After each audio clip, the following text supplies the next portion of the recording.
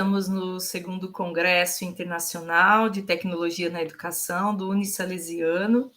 Então, com muita alegria, teremos uma boa conversa aqui com a professora Daniela Francisco, que é doutora em Literatura e Vida Social pela Unesp de Assis, mestre em Literatura pela Universidade Federal do Mato Grosso do Sul, de Três Lagoas, é pedagoga, né, atua como coordenadora pedagógica na educação infantil básica, pública, desde 2008, e já também na educação infantil desde 2012, antes tinha experiência no ensino fundamental. É professora também no curso de pedagogia da Fundação Educacional de Penápolis, onde coordena o grupo de pesquisa As Representações da Identidade. Faz um trabalho também como, né, militante em prol à leitura, à formação de leitores, como mediadora do Clube de Leitura Leia Mulheres em Lins. Muito obrigada, Dani, se assim me permite, né? É uma honra para a gente aqui do Unisalesiano poder dialogar um pouquinho com você e socializar as informações, né, a respeito dessa questão que é tão importante, que precisamos tratar, que é a questão de gênero na educação infantil.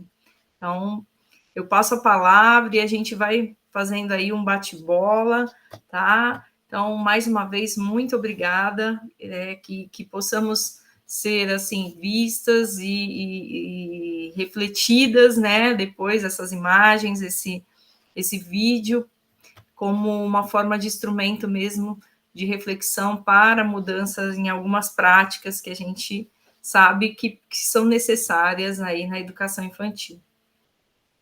Oi, Denise, eu que agradeço o convite. Fico feliz pela oportunidade de falar sobre esse tema, que é um tema tão importante e vai ficar bem claro na minha fala como ele é negligenciado, né, de certa forma, dentro dos espaços, tanto nos espaços escolares, quanto nos espaços de formação também de professores e professoras. Então, é sempre uma alegria poder abordar essa questão, né, para trazer reflexões sobre essa temática. Pensar a questão de gênero na educação infantil é algo assim extremamente urgente, digamos assim, porque nos últimos anos a gente tem percebido até um movimento, de certa forma, aí, dos setores mais conservadores da sociedade que tentam excluir essa palavra, né, a palavra gênero, de dentro dos espaços escolares. E isso ficou muito claro, muito evidente em 2017, com a aprovação da Base Nacional Comum Curricular, que é um tema que está em discussão em diversos setores sociais, ele simplesmente não aparece na BNCC. E não é à toa, né? Uma das primeiras versões até tinha alguma questão relacionada à questão de gênero, mas aí teve uma pressão desses setores mais conservadores e não sei se só conservadores, mas de certa forma assim, ignorantes no sentido de ignorar o tema, porque eu acredito que não tem uma compreensão do que é isso realmente, né? Então, essa compreensão parcial que eles têm dessa temática, ou até uma incompreensão, talvez, fez com que a gente tivesse um documento que é recente e que deixou uma questão que é extremamente relevante no cenário atual de fora, né?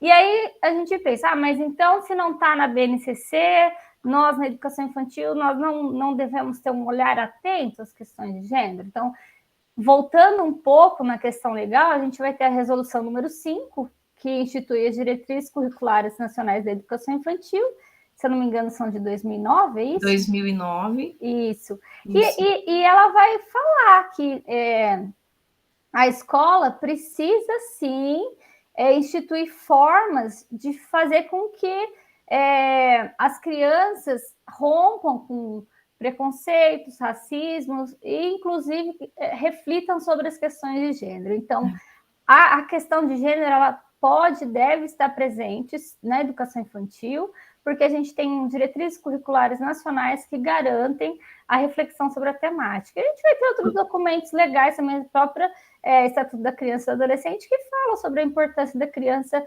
ter conhecimentos amplos sobre si mesma. Ô Dani, e aproveitando essa observação que você fez, fica até incoerente, né? A BNCC ela é pautada na Resolução 5, nas diretrizes, mas ela foi extremamente reduzida, né? E perde alguns elementos de riqueza, embora, né, quando você busca a fonte da construção, ela cita, né, a concepção de currículo, né? Então, que os educadores, mas eu estou ancorado, então, como você está dizendo, embora a BNCC não trouxe, mas a BNCC ela se embasa nas diretrizes, que tem força de lei também, né? Sim. E bem lembrada a importância da criança nesse processo de identidade, de garantir também, né, o respeito e também aprender desde pequeno, né, ser uma pessoa livre de preconceitos e de posturas que segregam, né? Isso. Então, acho que uma outra questão que a gente... Então, a parte legal, nós temos, né? Nós temos respaldo legal para poder discutir questões de gênero dentro do espaço da educação infantil. E eu acho que um outro ponto que a gente precisa pensar, então, o que é questões de gênero? Né? Do que a gente está falando? E aí que eu acho que entra uma ignorância, como eu citei, no sentido de ignorar, porque questões de gênero não é educação sexual, né? São coisas que em determinado momento elas se entrelaçam, né? Na vida das pessoas, pensando aí no desenvolvimento futuro.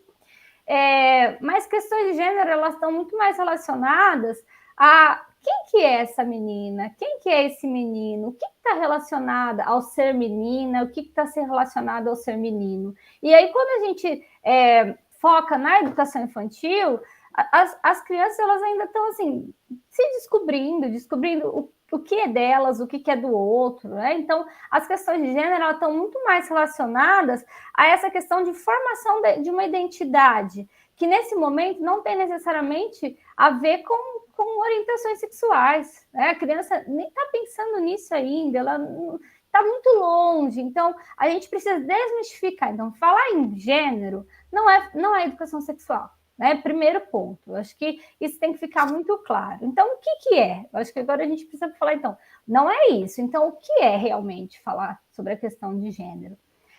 Quando a gente pensa, então, na própria definição do que é gênero, a gente vai ver os autores refletindo que gênero é uma construção social, ou seja, nós temos dentro da nossa sociedade, a gente tem certos comportamentos e padronizados, né? Comportamentos padronizados sobre o que é ser uma menina e sobre o que é ser um menino.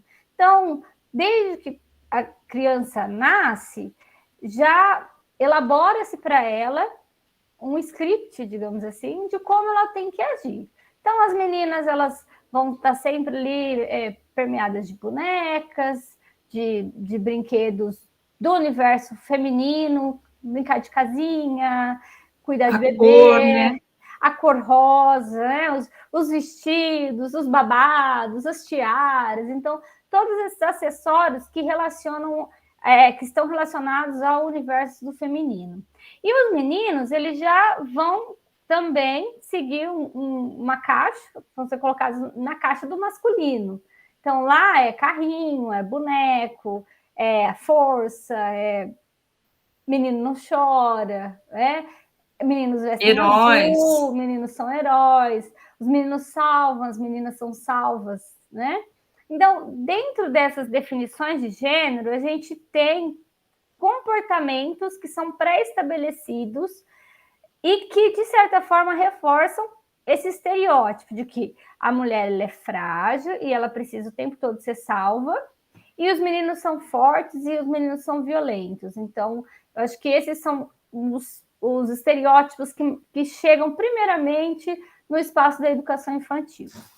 Então, definido o que é gênero, a gente percebe que a diferença entre gênero e sexo vai ser que o sexo ele é dado biologicamente, né? Nós nascemos meninas ou meninos ou intersexo, que existem casos também de pessoas que nascem, né, com algumas características de ambos os sexos, e aí a gente denomina de intersexo. Então, o sexo é uma coisa, o gênero é uma outra coisa, é uma construção, como eu falei, social. Então, na nossa sociedade, a gente tem essas definições.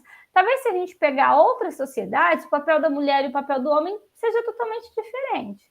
Mas, via de regra, a gente tem, então, uma educação que vai formar as meninas para serem calmas, passivas, e achar que os meninos têm que ser violentos, porque faz parte da natureza dos meninos. E aí que entra a gente enquanto educador e educadora. Dani, e assim, é tão importante isso que você está dizendo, né? Essa relação destinada hoje também, né? Aos homens e às mulheres e as expectativas que a gente coloca na criança, né? Como você colocou, desde antes de nascer.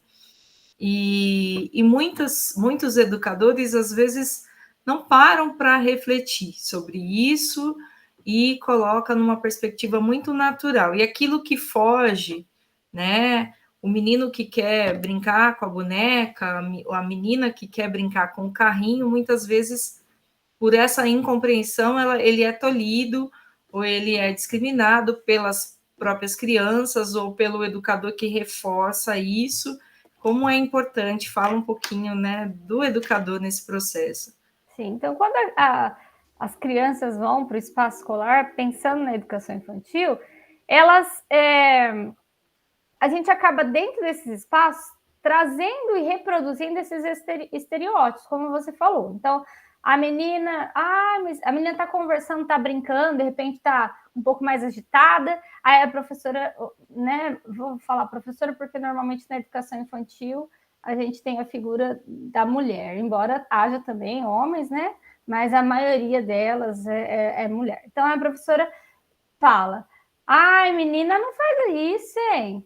Nossa, você não está agindo como uma menina, isso é coisa de menino, né? Ou um menino que, por alguma situação, ele fica frustrado e ele chora. E aí a professor vira para ele e fala assim, olha, meninos não choram. Por que você está chorando? Né? Você é homem não faz isso. Então, a gente vai perceber o reforço do estereótipo nessas falas, que são correntes, e também em determinadas posturas. Como você mesma mencionou, nós temos brinquedos, né, e às vezes está lá, tipo, um balde de brinquedo dos meninos e um balde do brinquedo das meninas, né? E aí, quando a criança quer brincar com um brinquedo que está atrelado ao outro gênero, fala, não, você não pode, menino não brinca de casinha, ou meninas não brincam de carrinho. E aí a questão é que, para a criança, brinquedo é brinquedo, não interessa, né? Não interessa uma boneca, não interessa um carrinho, não interessa uma bola, não interessa um herói. São brinquedos, elas vão dar funções simbólicas para aqueles brinquedos. Às vezes ela quer brincar com um carrinho, a menina, ou o menino quer brincar com uma boneca, mas eles querem dar outras funções, que não necessariamente cuidar da boneca e não necessariamente os movimentos ali mais violentos, às vezes, que os meninos fazem com o carrinho. Então, o brinquedo, ele é um objeto que tem funções simbólicas e que as crianças vão dar diferentes funções. Além disso, quando a gente pensa como é estereotipado esse universo de meninas brincam com coisas relacionadas ao universo feminino, e aí entra, então, as próprias bonecas, porque imagina-se que futuramente elas vão cuidar de crianças, né? Elas serão mães ou serão tias, enfim, elas vão cuidar de crianças, elas vão cuidar da casa, então elas brincam de casinha, elas cozinham ali, tem vários utensílios, né, de brinquedo ali da própria cozinha e tudo mais.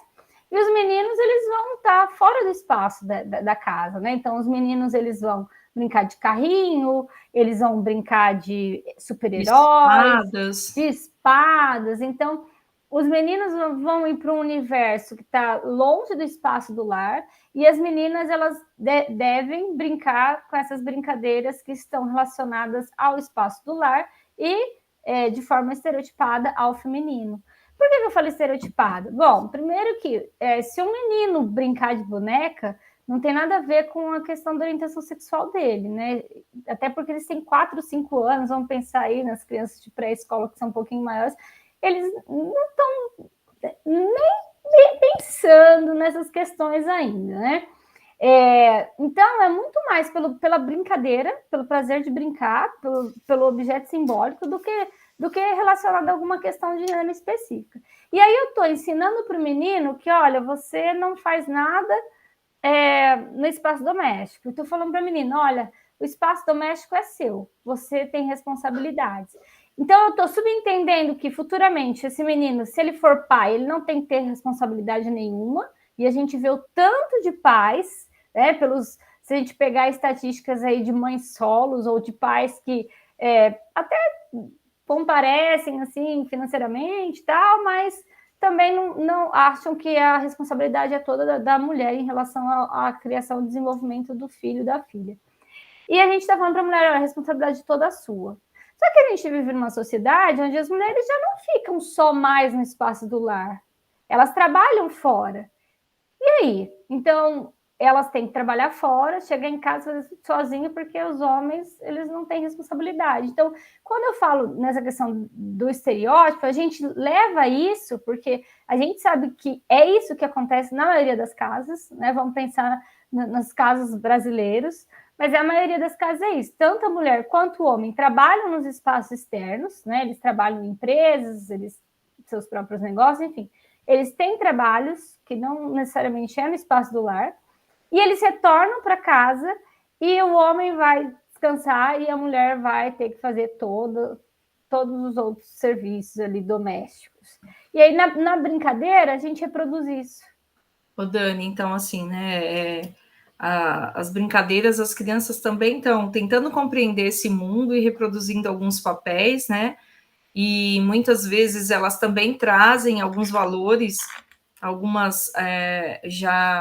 alguns conceitos, e aí, como é que tem que ser, então, esse espaço na educação infantil que vai organizar esse brincar, né, e também essa conduta desse educador, né, que talvez, como você colocou, às vezes por não conhecimento, né, ele se assusta quando um garoto pega a boneca, ou ele tira o brinquedo, ou ele determina, olha, aqui é só de menino, aqui é só de menina, e são detalhes às vezes, né? É um caderno que eu determino a cor, é uma decoração da sala, e aí a gente vê também, tem outras coisas ligadas, né, a esse comportamento, o próprio protagonismo da criança que não é enxergado ali, né, eu que vou guiando, mas como que teria que ser, né, esse espaço, essas mediações, como você sugere? Eu acho que o primeiro ponto é você, né, vou usar uma expressão que eu acho interessante, colocar o óculos do gênero, porque enquanto a gente não perceber que determinadas ações elas vão reproduzir os estereótipos de gênero, a gente não vai intervir. Então, quando eu falo esse óculos do gênero, é o quê? É ter conhecimentos sobre questões de gênero para poder analisar e observar isso no dia a dia. E aí, tomar cuidado com aquilo que eu reforço com as crianças, né? Como eu já dei os exemplos, de menino não chora, menina senta quietinha com a perna fechada, né? Então, esse tipo de comentário que reforça essa ideia do que é o menino e do que é a menina. Não ter limites, né? Tipo, olha, esses são os brinquedos dos meninos e esses são os brinquedos das meninas. Não, as crianças vão brincar, elas vão dar função simbólica aos seus brinquedos, deixar que eles escolham os seus próprios brinquedos, sem ficar direcionando que as meninas vão brincar aqui ou os meninos vão brincar ali. No dia a dia, a gente percebe no espaço da educação infantil que muitas vezes as meninas elas gostam de estar com as outras meninas e os meninos também gostam de estar com os outros meninos. Isso é natural no sentido que, como eles estão também construindo a sua identidade, eles optam pelo parceiro, pela parceira ali que ele se identifica, né? E aí inclui também essa questão de sexo e gênero. Então, é natural que as crianças elas se agrupem de certa forma, mais com as meninas mais com as meninas e os meninos mais com os meninos. A gente precisa proporcionar momentos que exista uma troca saudável desses grupos e que eles se misturem, que eles brinquem, que eles convivam, que eles criem, que eles reflitam junto, né? Então, como eu falei, pensar na maneira que a gente intervém em determinadas situações para não reforçar os estereótipos do que é ser menino, do que é ser menina, proporcionar que as crianças escolham seus brinquedos sem a gente ficar definindo quais são os papéis que os meninos devem fazer no brincar e que as meninas devem fazer no brincar. Criar situações ou estimular situações de intercâmbio entre os meninos e as meninas de forma saudável, porque na educação infantil a gente ainda não vê tanto isso, mas conforme as crianças vão crescendo, elas começam até a ter, de certa forma, uma rivalidade entre meninos e meninas. E a ideia não é essa, né? A ideia é que exista aí uma relação salutar, que se complementem, né? Que as crianças estejam ali no contato mesmo uma com as outras e que elas se relacionem de forma saudável. Então, eu acho que isso também é extremamente importante para a gente poder trazer essa outra perspectiva. E um ponto que eu acho que é extremamente necessário também são as problematizações. Então, nós não vamos sentar as crianças de 4 anos, 3 anos, 5 anos e falar assim, sentem aqui que agora nós vamos falar sobre gênero. Não é isso que a gente está falando. Quando a gente fala de questões de gênero na educação infantil, não é a gente trazer uma aula sobre gênero para as crianças, mas é a gente agir nas situações do dia a dia, né? Então, às vezes, as próprias crianças já estão reproduzindo os estereótipos sociais. E elas mesmas falam, eu não quero essa folha aí porque essa folha é rosa, né? O menino pode dizer. Ou a menina fala, não, eu não quero usar essa cor porque essa cor é do menino. E aí problematizar, mas vem cá, olha ali, a fulana tá com uma camiseta azul, qual que é o problema? Ou, o fulano tá usando uma folha rosa, qual que é a dificuldade? Por que você acha que não pode fazer isso? Então, trazer esses questionamentos para as crianças. A menina não pode brincar com o carrinho, mas por que não pode? Você não conhece nenhuma mulher que dirige? Mas não sei o quê. Mas homem não pode brincar de casinha. E aí são falas das próprias crianças, né? E falar, mas você não conhece nenhum homem que gosta de cozinhar? Então, trazer esse contraponto, fazendo mediações para que as crianças reflitam. Não é só a gente falar, não é isso, você está pensando errado, seu pensamento está estereotipado.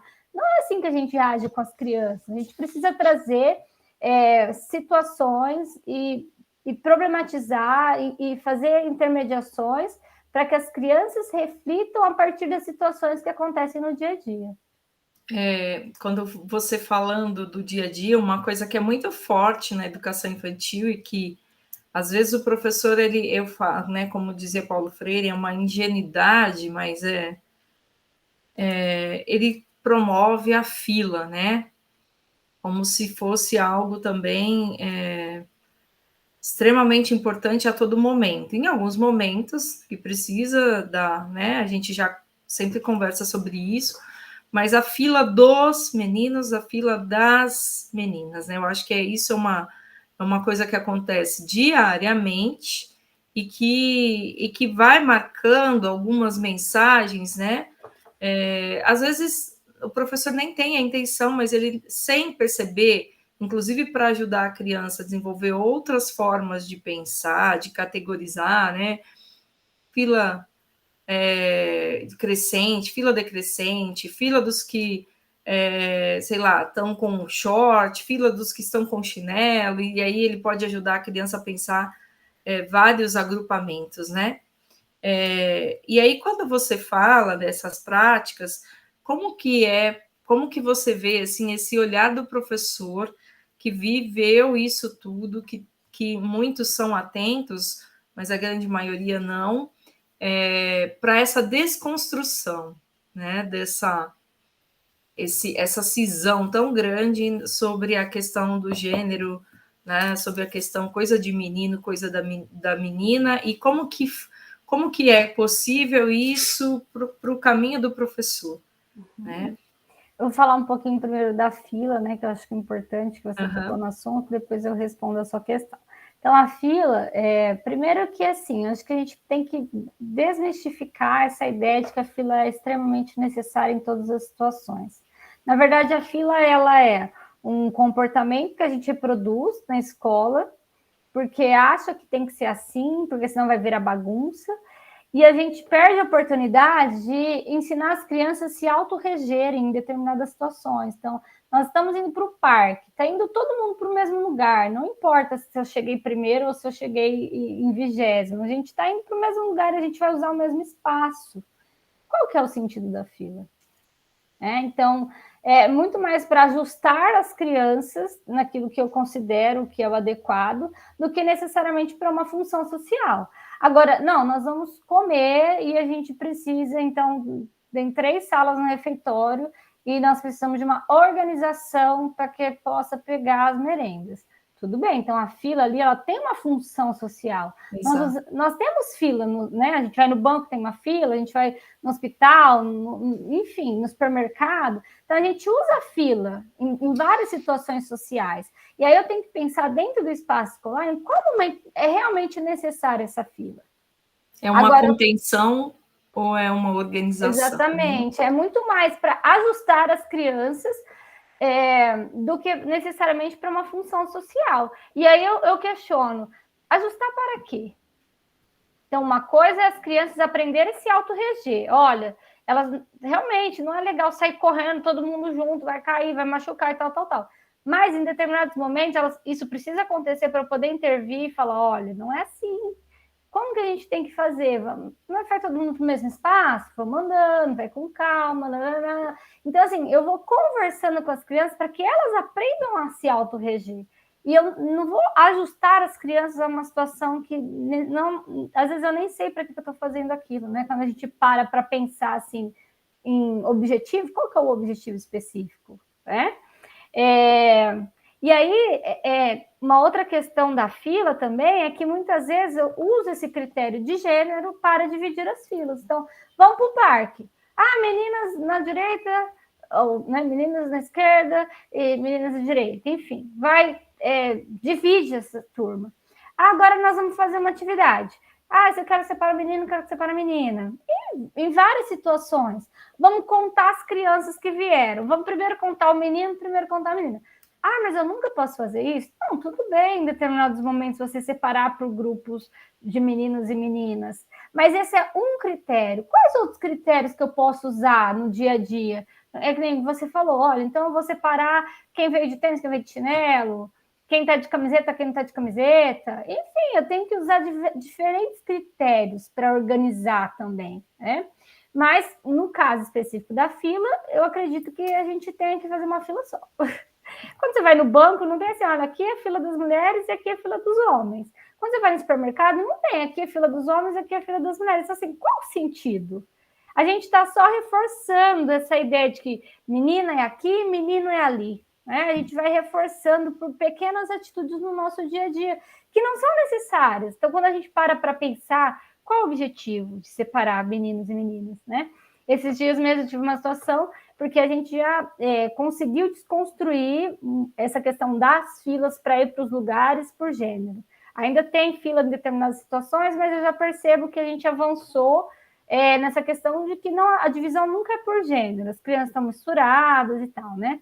E aí, numa situação de acompanhamento na sala, a professora foi fazer uma proposta e separou meninos e meninas. E aí, depois eu conversei com ela, falei assim, mas por que você separou por meninos e meninas? Aí ela ficou pensando e falou assim, não sei. E aí eu falei assim, olha, tá vendo como quando a gente para pensar, a gente...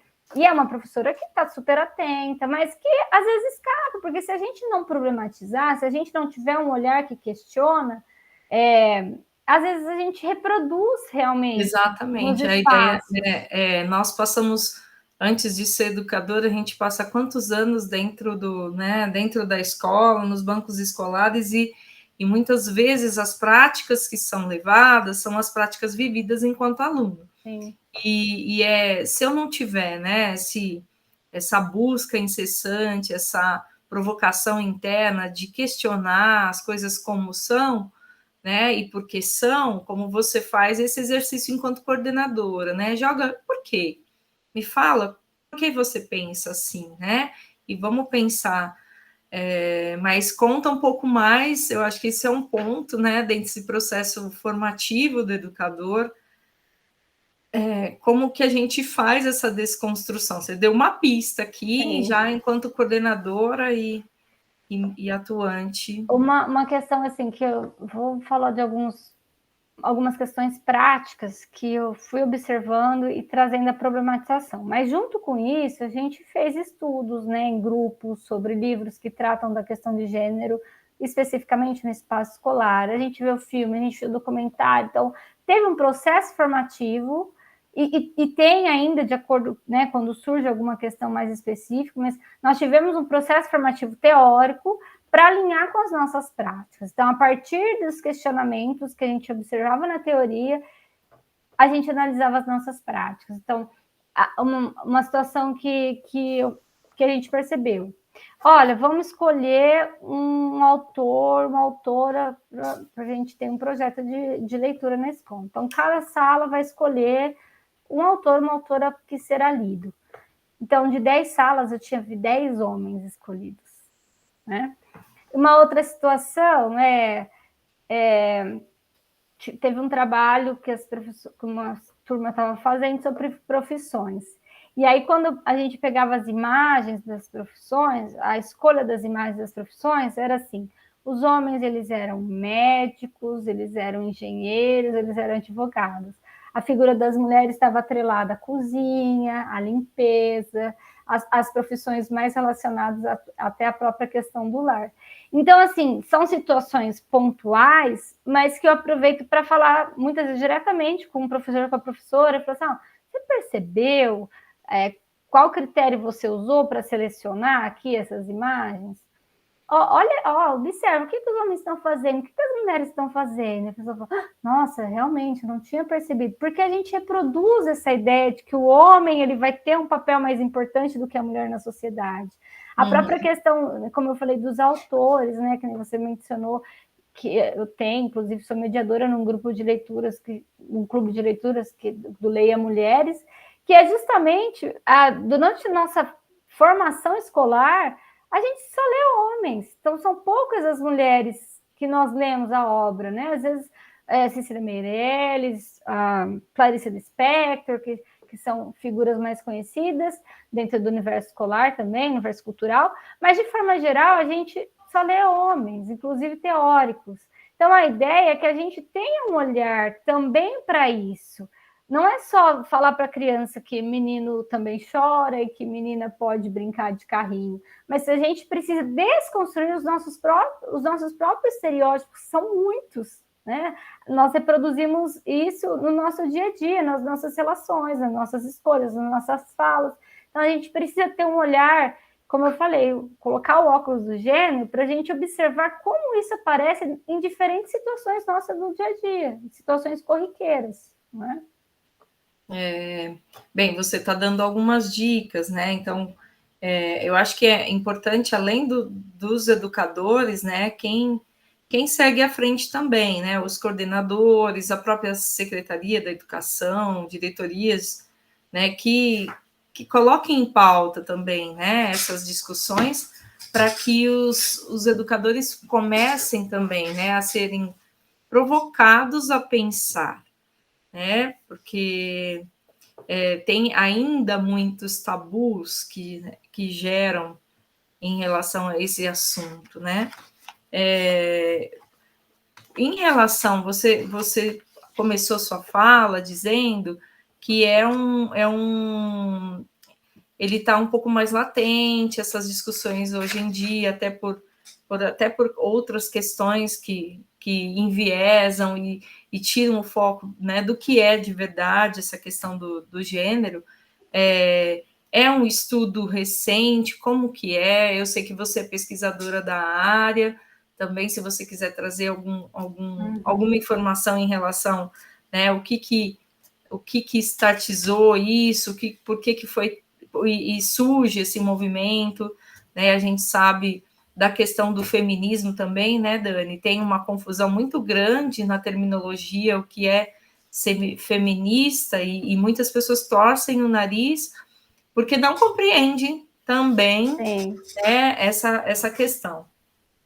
Eu acho que não é novo, digamos assim, a gente já tem décadas de estudos relacionados aos gêneros, o próprio movimento feminista, né, quando surge lá no século passado, brigando por direitos fundamentais, que era o direito à propriedade, por exemplo, o direito ao voto, o direito a ir para a escola. Então, são todos esses ganhos que nós temos hoje enquanto mulheres, eles foram conseguidos por lutas históricas, né?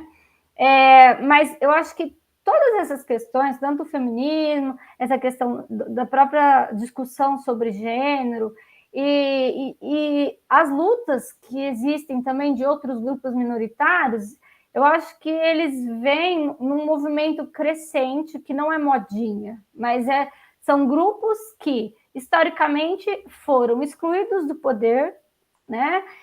Que são minorias em termos, quando a gente fala em minoria, não é quantitativo, mas realmente em termos de poder, minorias que perceberam que estavam sendo prejudicados e continuam sendo prejudicados e prejudicadas, e que começam a se organizar para falar, olha, a gente precisa pensar sobre isso, a gente precisa cortar esse ciclo de reprodução do machismo, do racismo, dessa divisão de papéis de homens e mulheres que passam por questões de gênero e começar a ter critérios mais reais de educar também. Como que a gente educa um menino? Como que a gente educa uma menina? Será que a maneira como a gente tem educado as nossas crianças não está contribuindo para reproduzir todos esses estereótipos e para que a sociedade não se altere,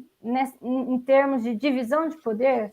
Então, quando a gente pensa na questão de gênero, como eu falei, a gente não vai falar gênero com a criança na educação infantil problematizando, não problematizar o termo, gênero é isso, sexo é aquilo. Não é isso que a gente não vai é uma fazer. temática, não é para abrir uma sequência didática, não é para abrir um projeto, né? É para deixar as coisas organicamente fluir e você fazer. E eu, enquanto professora, ter um olhar para essas questões que elas aparecem, como questões de raça também aparecem. A gente finge que não vê para não ter que intervir. Então, elas aparecem. A gente precisa olhar para aquilo, né, para aquelas situações, para os estereótipos que aparecem nas relações entre as crianças, entre os próprios funcionários e funcionárias da escola, entre os próprios professores e professoras da escola. Precisa a gente colocar o dedinho na ferida e falar assim, olha, vamos pensar sobre isso? E eu acho que essa é uma grande dificuldade. Quando a gente pensa em gênero, como eu falei, existem várias formas de trazer um novo olhar para dentro do espaço escolar. Eu citei algumas, eu acho que algo muito legal também é a própria valorização do papel da mulher. Então, vamos fazer, olha aí, um projeto, uma sequência sobre quem são as mulheres na história, mulheres artistas, cientistas, enfim, políticas, né? Quem são as mulheres na política, historicamente ou atualmente? Eu até ia fazer essa pergunta mesmo, né? Porque as crianças elas podem partir até da própria, né, da própria família, da própria, né, olhar para a sua comunidade, olhar para a sua casa, mas assim, em termos gerais, quais referências que a gente pode trazer? E me vem aí, você vai poder falar muito mais, até pelo, né, você pode falar um pouco mais do projeto que você faz com as crianças sobre a questão da mulher, mas assim, a própria Frida, né, quando ela quer estudar lá atrás, e tem uma cena que mostra, e na própria biografia, que ela usa calça para se passar por menino, porque ela queria estudar e numa época em que mulheres não podiam estudar, né? A gente tem várias referências na história, na ciência, na literatura, e que às vezes o professor fala, mas eu vou trazer isso para as crianças, isso daqui é para adulto, mas eu acho que falar um pouquinho, olha, o que eu levo para as crianças, né? E que é possível também. Então, que nem no mês de março, a gente faz, que tem o mês, tem o Dia Internacional da Mulher, então a gente aproveita, né, o mês de março, que aparecem muitas questões relacionadas à mulher, inclusive na mídia, para romper um pouco, porque muitas vezes essas homenagens que elas aparecem para as mulheres você é uma flor maravilhosa, né? A rainha do A lar. rainha do lar e tal.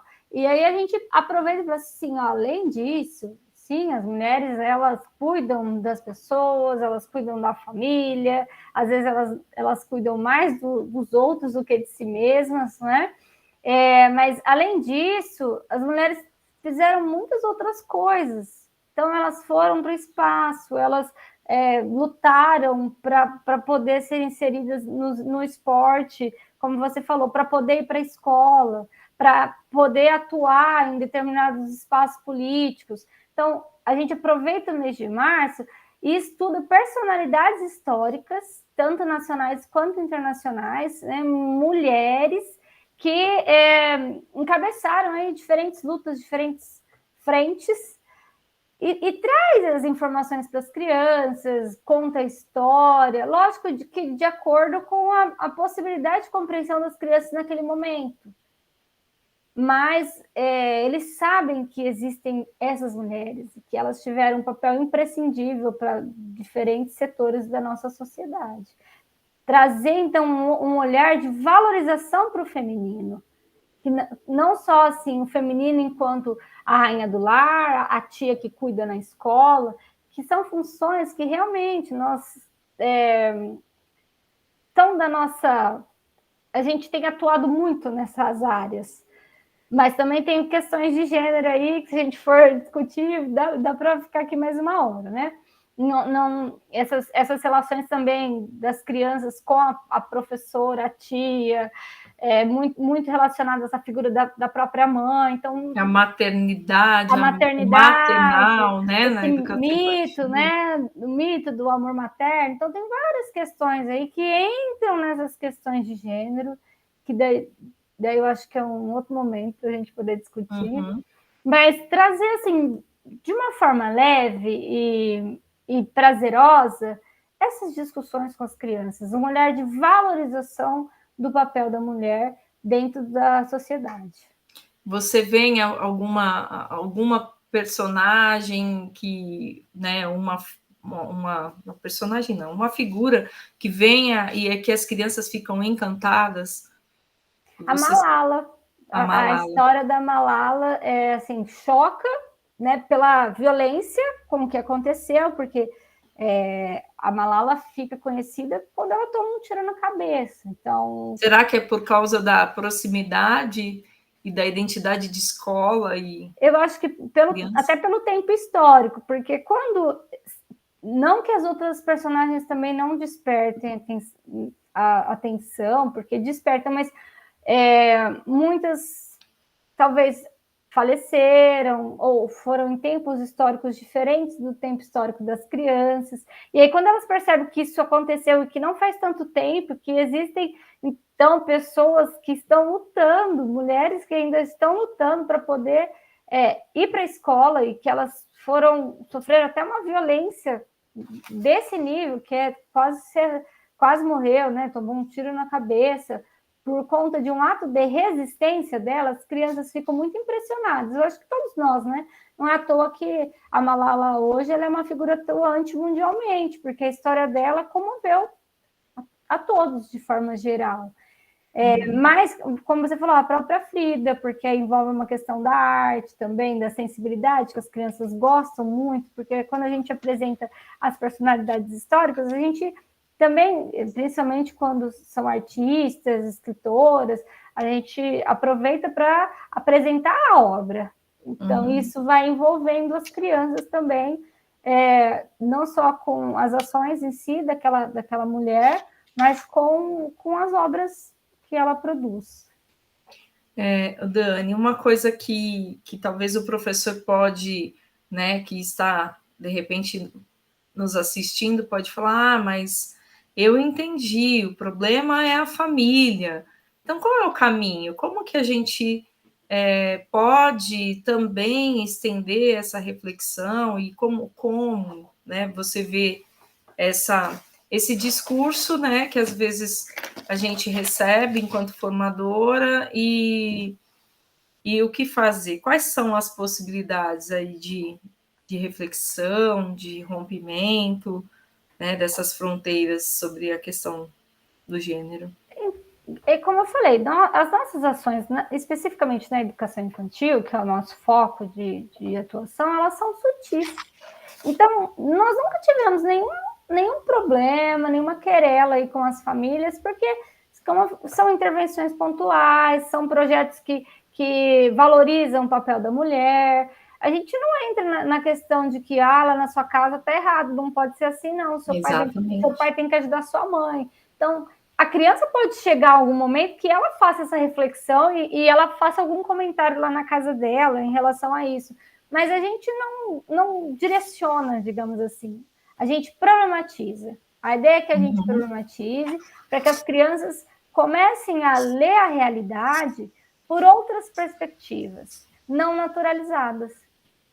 Porque, como eu disse, a questão do gênero, ela é uma construção social, e as crianças precisam, então, começar a ler a realidade de algo que não é natural. Não é nascemos assim e tem que ser assim, pronto, acabou. Ou só existe essa forma de ser e estar no mundo. Não, existem outras. Então, a ideia é que a criança construa a sua visão de mundo de uma forma mais ampla, mais abrangente, mais inclusiva, com outras possibilidades de ser e de estar, que não é só única exclusivamente, que é a menina no espaço do lar e o menino que não chora e que usa força para resolver os seus problemas, né? Traduzindo assim, bem de uma forma simplificada. Sim. Vamos pensar que pode, sim, também, em alguma circunstância, por exemplo, uma criança que quis escolher, a professora deixou escolher a bexiga e que ela falou, eu quero rosa, menino, eu quero rosa, e que o amiguinho chegou e falou, não, mas isso é coisa de menina, né? E o menino chega em casa falando, olha, ele falou que é menina, mas aí é nesse sentido que eu acho que o professor tem que estar bem seguro, né? Porque se a família, nossa, mas você deu uma bexiga rosa para o meu filho, é o nível, né, da ingenuidade. Sim.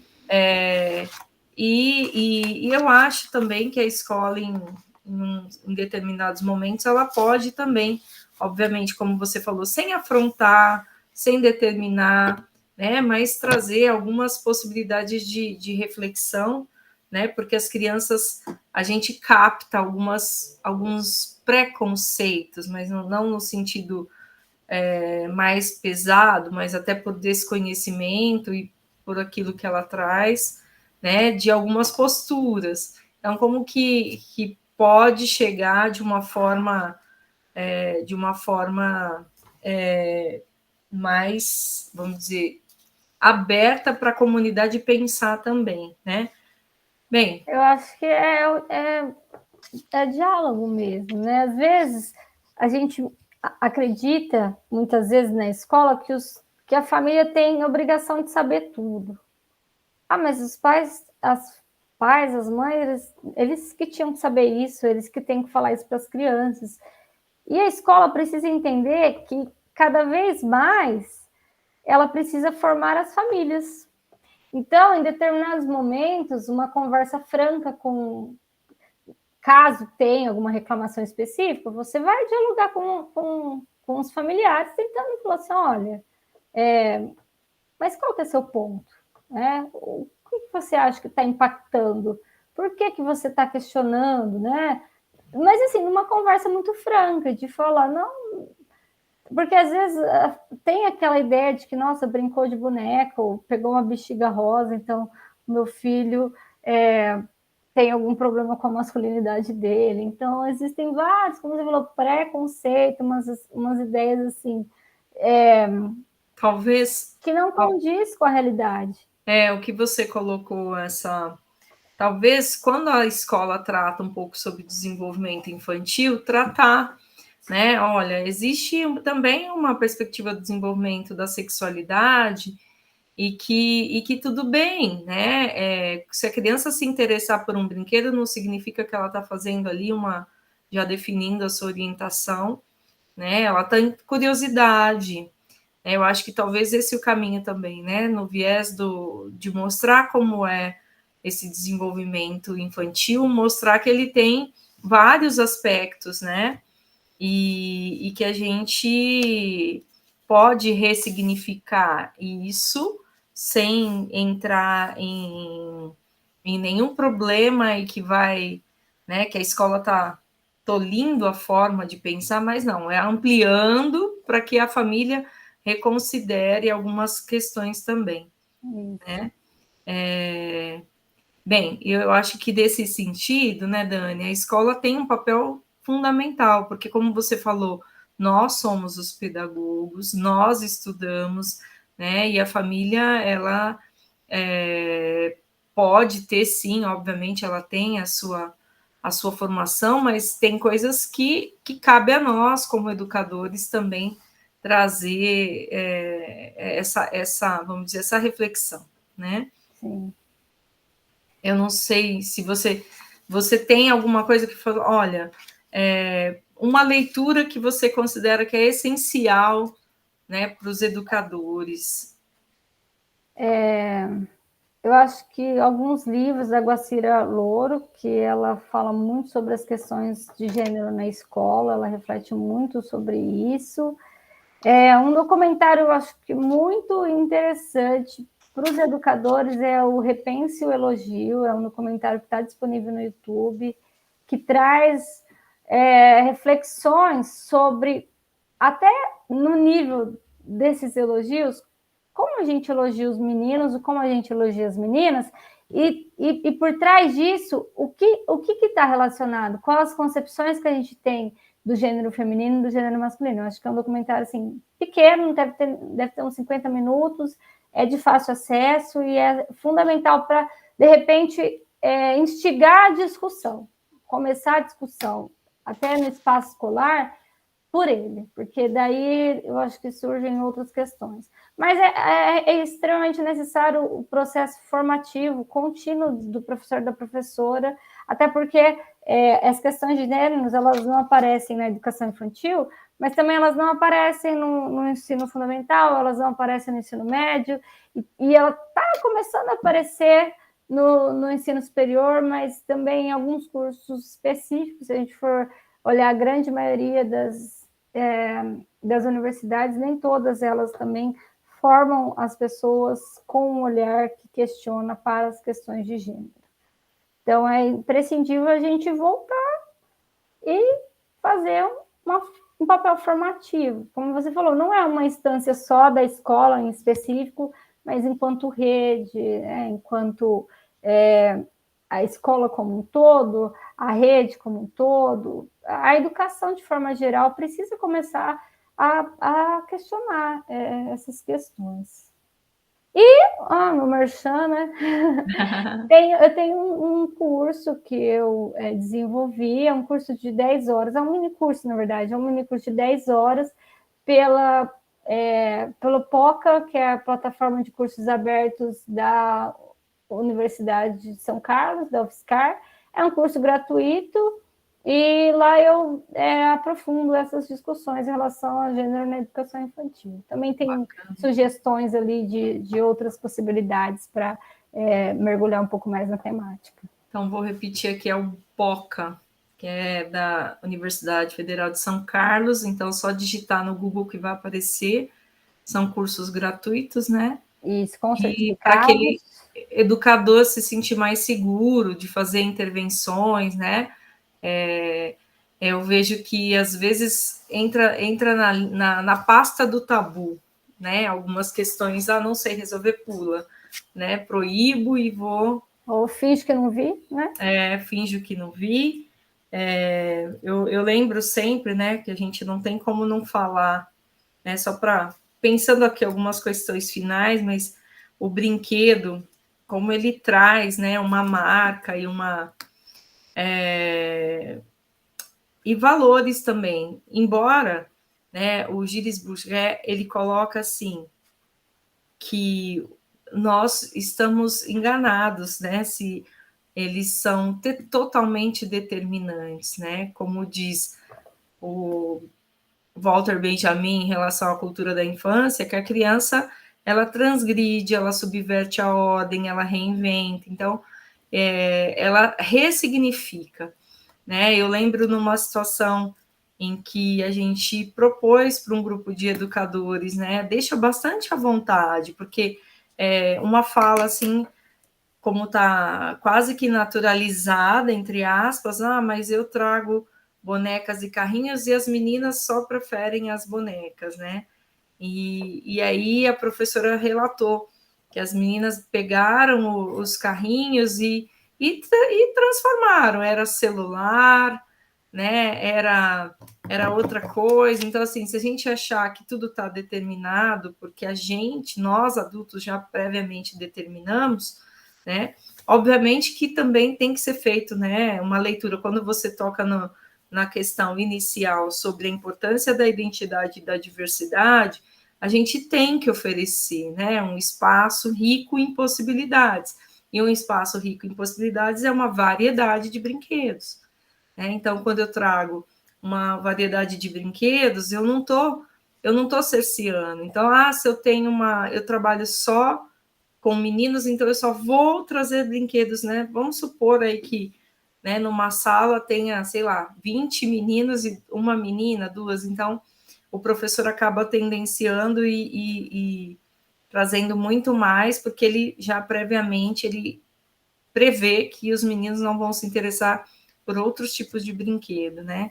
Então, assim, essa preocupação de variar as qualidades, os desafios, né, as possibilidades, né? Existem bonecas de todas as raças hoje, bonecas com deficiência, existem, né, materiais, jogos, né, os jogos didáticos, os brinquedos não estruturados, os brinquedos simbólicos que ajudam aí na brincadeira simbólica, né? E sempre dá, acho que né, permitir que a criatividade flua, que as crianças criem, né? Mas eu deixo também, Dani, um espaço aí para as palavras finais, alguma coisa que você considera importante, que ainda não foi falado. Eu vou contar uma situação que aconteceu esses dias, que eu acho que ilustra bem isso que eu tentei explicar, da importância da gente fazer pequenos comentários, não palestras com as crianças, né? A gente teve uma situação de uma apresentação de balé na escola, então foi uma bailarina, dançou para as crianças, e em determinado momento ela chamou as crianças para dançarem, ali com ela, né? Brincando, são crianças de 4, 5 anos. E aí todos ficaram muito animados, e um dos meninos falou assim, não, eu não vou. E eu estava próxima a ele, e ele falou, não vou. Eu falei, por quê? Vai lá. Ele queria ir. Ele estava olhando, interessado, aquela cara assim, tipo... Ele não estava falando, mas o corpo dele falava que ele queria ir, né? Vai lá. Não, eu não vou porque eu sou homem. Aí eu falei, mas se você for, o que você acha que vai acontecer? Aí ele ficou me olhando, e levantou e foi brincar, né? Que era só brincadeira mesmo ali com a bailarina e tal. Então, assim, eu não precisei falar para ele, nossa, que pensamento machista, que coisa retrô, você não vai virar gay, se essa é uma preocupação, né? Uhum. Como que as pessoas têm um medo, né? Nem deve, como você está colocando desde o começo, a ideia não é. Sim, e assim, são aqueles medos que eles reproduzem, medos preconceituosos, extremamente preconceituosos, né? Mas assim, eu falei só, mas o que você acha que vai acontecer? Porque é muito do imaginário. O que vai acontecer? Não vai acontecer nada, vai brincar, vai se divertir. E ele foi brincar, então a gente precisa ter, assim, essa relação com as crianças de observar e fazer intervenções que façam que eles pensem, que eles ampliem esse olhar e que eles possam viver outras possibilidades. Bacana, bacana. Ainda bem que você estava por perto, né? Para essa ideia de que a dança é muito pertencente apenas ao Principalmente campo, o balé, né? principalmente o balé, e a gente vê como é cultural, né? E que tem culturas que os meninos são muito fortes nisso, e que isso não determina, né? A orientação. Mas acho que a gente vai encerrando, então. Sim. Acho Eu que agradeço teriam imensamente. várias questões se a gente fosse aprofundar, é só uma pincelada, alguns pontos talvez até poderíamos refletir mais, até essa própria questão, né, dessa ideia de que quais são as identidades valorizadas, valoradas no espaço escolar, porque o homem, por exemplo, é supervalorizado e qualquer ação que possa tirar alguém ali desse espaço do que seria o masculino é assustadora. Então, é uns estigmas e uns medos que envolvem muitos preconceitos e preconceitos também. E lembrando, né, Dani, essa questão do que envolve esse universo simbólico, né? Né, as histórias, os brinquedos, as cores, tudo que está muito ligado ao que é ditado como universo infantil e como que a gente olha para isso, né? Mas assim, eu acho que foi bastante rica a sua explanação, a gente consegue, eu acho que vislumbrar uma possibilidade para quem tem interesse em repensar, para quem gostaria de, às vezes, de se empoderar também para fazer mediações mais ricas, né, livre de preconceitos.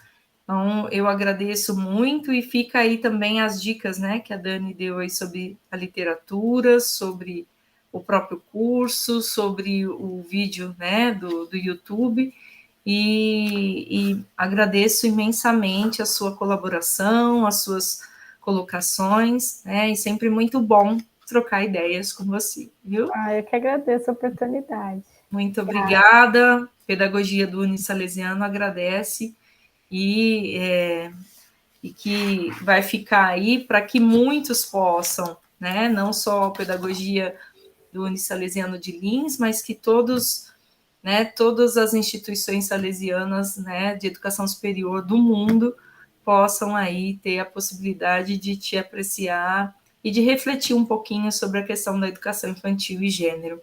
Tá? Muito obrigada.